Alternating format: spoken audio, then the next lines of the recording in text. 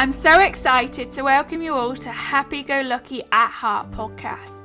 I have a mission to support others with undiagnosed autism to get a diagnosis because my mum fought a long battle. But please don't go, because this podcast is for absolutely everybody, especially mental health too.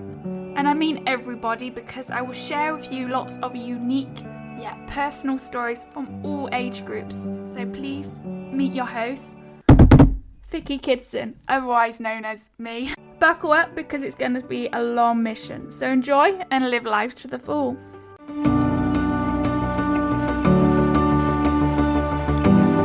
Welcome to the next chapter.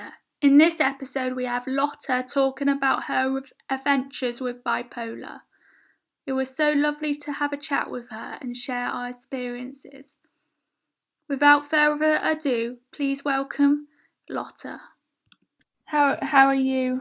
I'm doing well, thank you. I'm looking forward to this. Are you at home? Yeah. Okay. Well, it's nice to put a face to a name.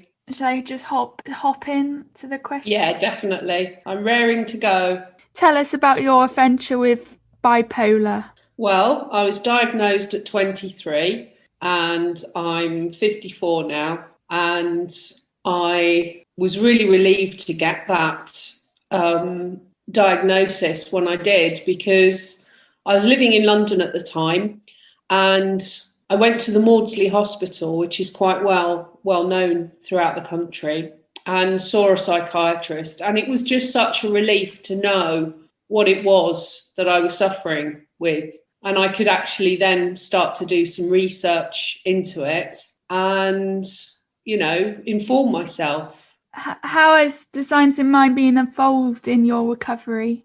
Well, I joined Designs in Mind when they were still at the, is it the Cube Gallery in Oswestry? And that was about 17 years ago. And on and off, I've just been a member, and it's been a fantastic opportunity for me to be expressive again, because I studied art as my training, and I hadn't really used it because of the depression was so bad, and I really was isolated where I was living. And just to go there was fantastic, because when people asked me what I was doing, I was able to say, oh, I'm doing this and I'm doing that and I'm being creative. And that was a real boost to my confidence. What's your favourite value of becoming a member? My favourite value? The inclusivity and the camaraderie that you get between people. I've made some really good friends there. And I would say the creativity. It's so well organised, and you just blossom. You blossom there. Tell me the sort of things you've done in the past 15 years then. With Designs in Mind, done everything from fused glass to doing commissions for the heated pool at Gaboan.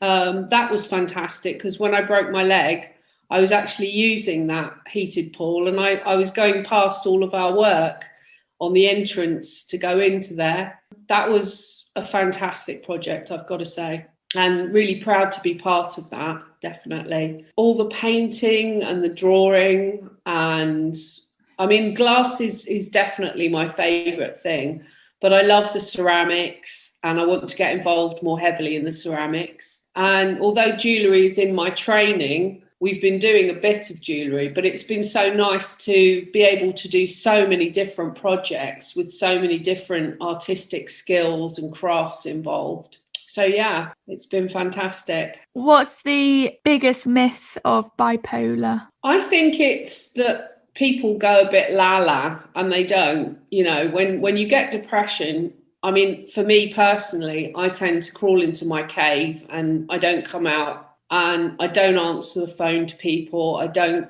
believe I've got any friends, and that it just feels just monotonous, relentless. And you have to believe, after you've been through these cycles, that you're going to come out the other end. So there are a few people that will always tell me, this isn't you talking, this is the illness. And I very much believe that, because it does really cloud your judgment. I don't get particularly high, but when I do, I'm always smoking. When I get depressed, I don't worry about smoking. I don't do any of that. I think when you're high, I mean, I've heard from other people that, you can really go off the rails, but I'm on very good medication. So the highs are very much controlled. I have a very good psychiatrist and a very good relationship with her. So, it's definitely 50-50 when it comes to making decisions about,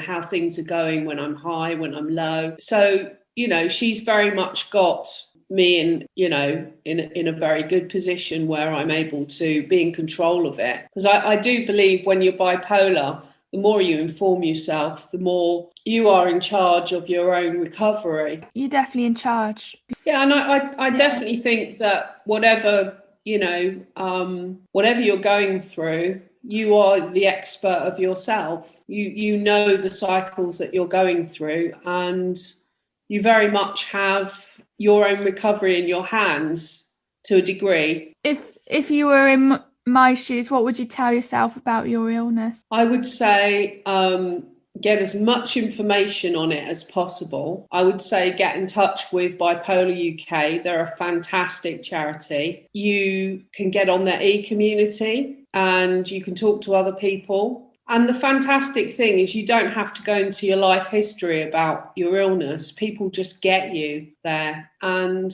I've learned so much through them and from other individuals that are also bipolar sufferers. I hope that answers the question. Is there anything you would like to change recovery-wise? I would say more support from the mental health team that I go and see. I used to have a community psychiatric nurse that would come and see me, but I've got a very good support worker and she's fantastic. She's trained in talking and listening and counselling, and I find her very, very good, very supportive, and just as good as what I used to have, which was the CPN, community psychiatric nurse.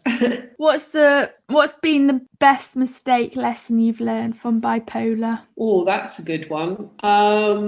I would say not taking medication. I was vehemently against medication, but one year I realised that I was more ill than I was well. Yeah. And so I then started the ball rolling with the GP, got re-referred back to the mental health team and saw the psychiatrist and got myself on some meds. And I've got to say, it did help. Yeah. So I've been chopping and changing with the meds now for quite some time, years in fact. And I'm now being referred on to a specialist, which can give me even more information and an even better understanding of the condition that I'm going through. Yeah, I've got psychosis. I refuse my meds quite a bit when I'm when I'm sectioned, when I'm really poorly. Yeah. Are you bipolar yourself? No, I'm not No, I'm just PTSD and psychosis. Okay. And autism. Okay. Yeah. I know other people as well. I've made some very good friends through the mental health team. Other, patients, clients, what you want to call them. Do you any psychotic symptoms with bipolar? No, I don't. I just get very high, and I tend to channel that if I possibly can into my work and try to be as creative and productive as I possibly can. So I think channeling your energies into one thing that you enjoy, and that's definitely Designs in Mind, is a really good strategy. Yeah, I've lost a lot of friends with psychosis, and I'm really sorry to hear that. People don't seem to get it completely. No. And I think as well, it's really good to be able to talk to people. I came out, as it were, about 7 years ago about my bipolar. And I now talk to everybody, strangers included, and I let them know that I'm bipolar and proud, and it starts conversations. I've never met anybody that's kind of stepped back and gone, oh, and, made a dash for it.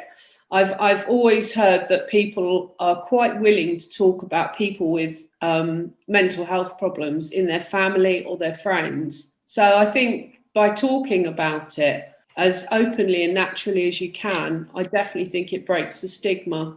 How did you get a diagnosis? Is sometimes can't bipolar get missed as severe depression? Well, we're talking quite a long time ago, back in the 90s. So I was very fortunate in that my doctor took me seriously and referred me to the Maudsley Hospital, to the psychiatrist. And I didn't really have to wait that long. And immediately we started on CBT therapy, which I found very, very useful at the time. So I know particularly nowadays it can take months to get a proper diagnosis. And that must be agonising. Yeah, girls with autism as well, we get misdiagnosed a lot. So there's fewer girls diagnosed because girls often get diagnosed when they're adults. Yeah. Whereas in actual fact, if you're starting to get that in your teens, that's when you really need the diagnosis, because then you can get the information, you can reach out to maybe charitable organisations that are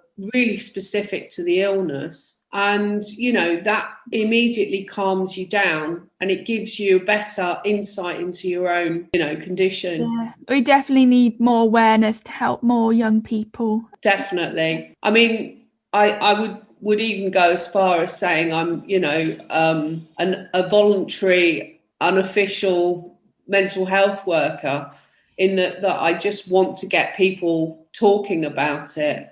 And the more people that know and see you as being, a well-rounded individual, to coin a phrase, and it's really good to be able to present yourself to people and say, this is me, I'm not my diagnosis, I'm me. Yeah, I mean, some people say it's part of you. They wouldn't change their illness, part of themselves. No, I agree with that. I mean, I think it shapes you and it makes you, definitely. And it's a tough journey, but you get out the other end and you're just that little bit stronger, and that little bit more aware of what you've been through, what you're going through, what you've been through in the past, because they're cycles of behavior. And I think it's tricky, but you get through it. And I think the more you can hear from other people how they get through their depression, particularly what makes them come through it, is really vital to hear. And sometimes you can hear somebody else saying, well, I did this and I did this, and you can really relate to that and think, well, yeah, that's me. I'm not alone. Yeah. Okay. Thank you. That's all my questions. Okay, lovely. Well, thank you very much.